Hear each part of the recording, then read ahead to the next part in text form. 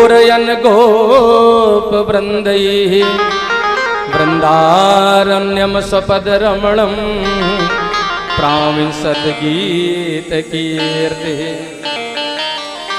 भगवान के लिए वेद व्यास जी ने इस श्लोक में एक शब्द यूज किया है, वराहा पीडम नटवर वपुः।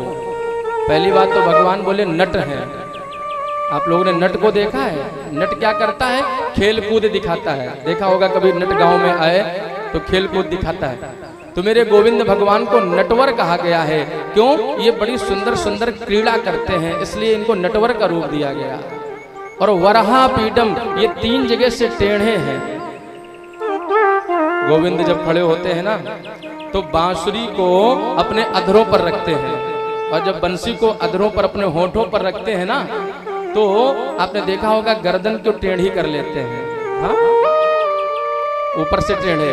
और जब खड़े होते हैं तो अपनी कमर को लचका कर खड़े होते हैं, तो कमर से टेढ़े हैं। और जब खड़े होते हैं तो एक पैर के ऊपर एक पैर ऐसे करके चढ़ा लेते हैं। 3 जगह से टेढ़े हैं गोविंद भगवान।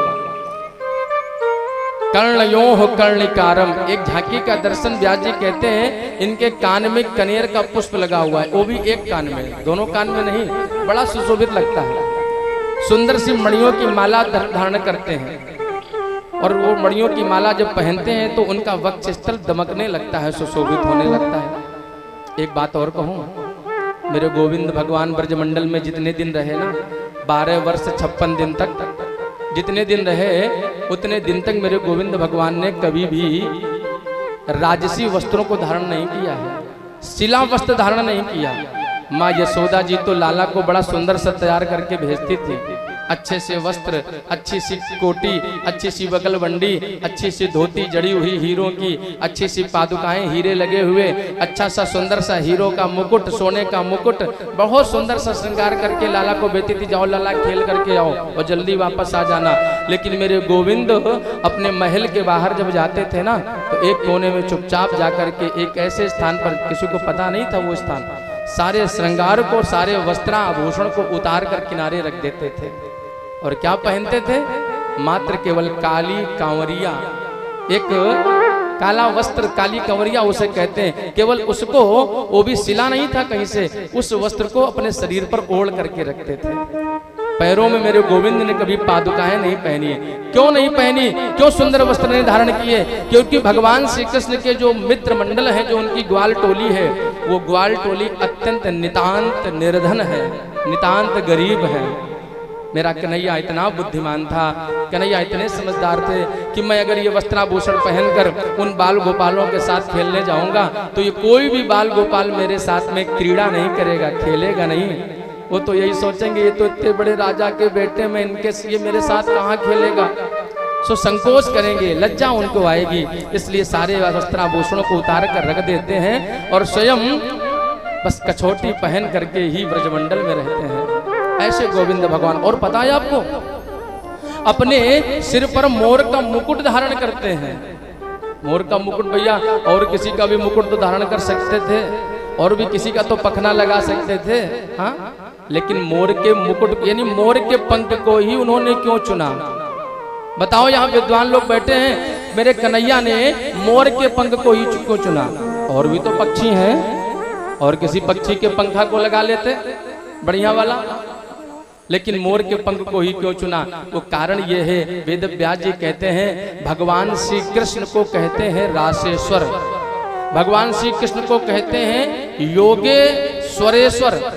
भोलेनाथ को योगेश्वर कह सकते हैं, लेकिन मेरे कान्हा को, मेरे गोविंद को, नारायण को योगेश्वरेश्वर कहते हैं। अर्थात ये योगियों के ईश्वर के भी ईश्वर हैं।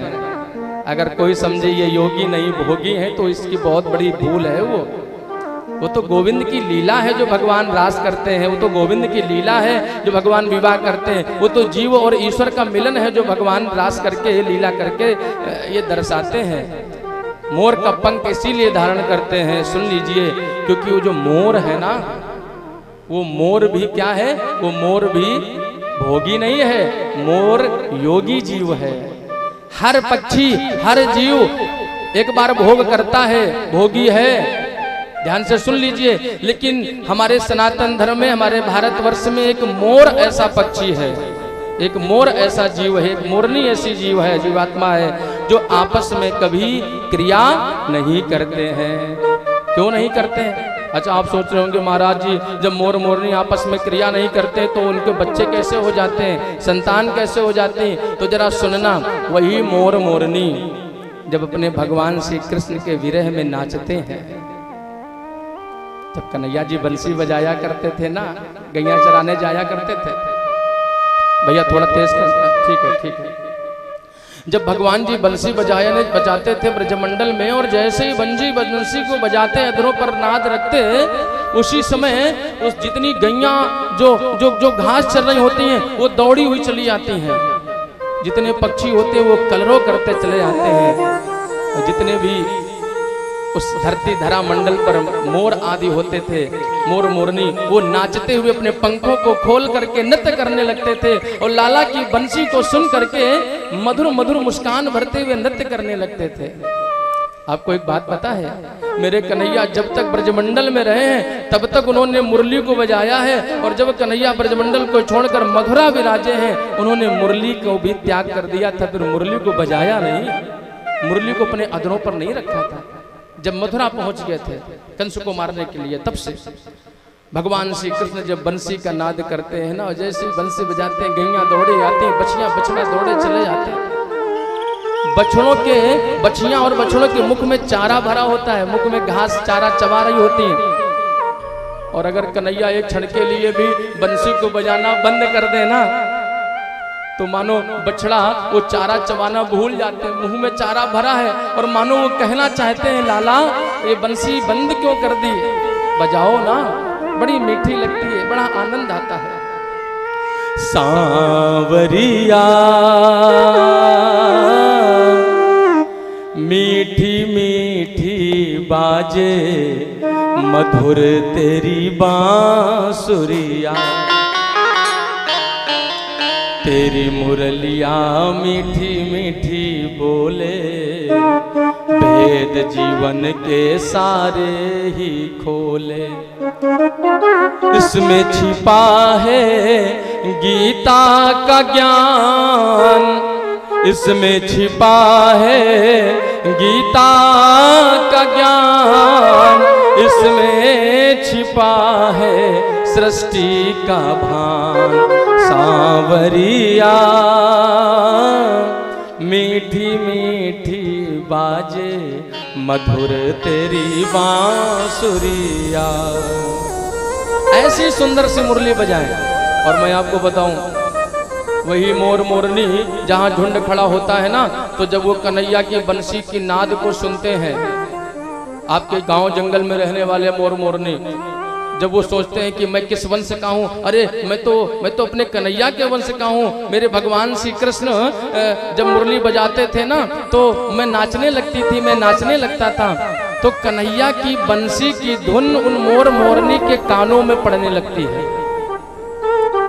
वो ध्यान से सुनना, जैसे आप रोज कथा में आते हो और जैसे ही 2 बजे का समय होता है, आपके कदम भगवत स्थल की ओर चल पड़ते हैं। हाँ, और जैसे ही आप अपने कमरे से निकलते हो, अपने घर से निकलती हो ना भैया जी, उसी समय आपके हृदय में साक्षात भगवान श्री कृष्ण का प्राकट्य हो जाता है। बोलो राधे कृष्णा। जैसे ही निकलते हो, अभी आप आए नहीं भगवत स्थल पर मंडप में, और जैसे अपने घर से निकले, विचार किया कि आवाज आ रही है, संगीत शुरू हो गया, महाराज जी पदार्पण होने वाले हैं, उसी क्षण आपने विचार किया कि चलो भाई तैयार हो जाओ, कथा स्थल में चलना है। उसी क्षण आपके हृदय में मेरे गोविंद की झांकी का प्राकट्य हो जाता है। ताली बजाओ ना एक बार। उसी क्षण मेरे भगवान प्रकट हो जाते हैं, और जब भगवान की मुरली को सुनते हैं वो मोर मोरनी, तो उनके हृदय में भगवान प्रकट हो जाते हैं और वो नाचने लगते हैं झूम झूम करके, और भगवान थोड़ी देर बाद अदृश्य हो जाते हैं। और मोर मोरनी विचार करने लगते हैं कि अरे जिनके लिए मैं नाच रहा हूँ, ना तो अब वो द्वापर है, ना ही भगवान श्री कृष्ण मेरे सामने है, ना यहाँ रास हो रहा है, तो फिर मैं किनके लिए नाच रहा हूँ, मेरा गोविंद तो मुझे छोड़कर चला गया है। तब वही मोर मोरनी रुदन करने लगते हैं, उनकी आंखों से अश्रु गिरने लगते हैं। ध्यान से सुनना। और जैसे ही मोर की आंखों से आंसू टपकते हैं, धरती पर गिरते हैं, तो पास में आंसू भी गिरते हैं, मुख से लार भी टपकने लगती है। तो उसी अश्रु या लार आदि को तुरंत मोरनी पास में खड़ी होती, झट कर दौड़ती है और झट से उसको अपनी जिह्वा से चाटने लगती है, और तभी वो मोरनी गर्भिणी होती है। कभी मोर मोरनी आपस में संसर्ग नहीं करते हैं, ये क्रिया के द्वारा ही वो गर्भ को प्राप्त होते हैं। भगवान गोविंद आज बंसी बजाते हुए एक हाथ से बंसी बजा रहे हैं और एक इधर अपनी कन्नी उंगली को पर्वत के नीचे लगाए हुए हैं। लगातार 1 दिन हो गया, 2 दिन हो गया, 3 दिन हो गया, 4 दिन हो गया, 5वां दिन चल रहा था। कन्हैया के बगल में मनसुखा खड़ा। मनसुखा बोला, लाला 5 दिन है गए, थोड़ा धीमा, 5 दिन हो गए। मनसुखा बोला, कन्हैया 5 दिन है गए, तुम इतनी देर दिन से ऐसे ही खड़े हो लाला, तुम थक गए होगे ना लाला। नेक्स्ट तो तुम आराम कर लो, हम सब अपनी अपनी लाठियां लगाए हैं, तुम नेक्स्ट तो आराम कर लो, कुछ जल पी लो, आराम से विश्राम कर लो। कन्हैया ने कहा, भैया मनसुखा, अगर हम